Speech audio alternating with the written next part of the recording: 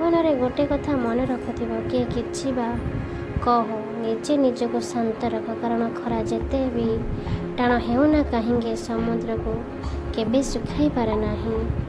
ଖାଲି ହାତରେ ଆସିଥିଲେ ଖାଲି ହାତରେ ଚାଲିଯିବା ଅନ୍ୟର ଥିଲା, ଆସନ୍ତାକାଲି ଆଉ କାହାର ହେବ।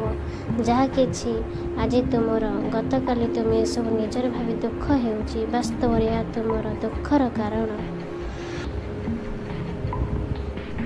ଜୀବନର ମହାଭାରତର ଅନ୍ତରେ ହେ କୃଷ୍ଣ, ମୋତେ ବି ନିଜ ପାଖକୁ ନେଇଯିବ, ଯେଉଁଠି ରୂପେଲି ଚାନ୍ଦ ଦୋଳିରେ ତୁମର ସୁନ୍ଦର ହସ ଦିଶୁଥିବ।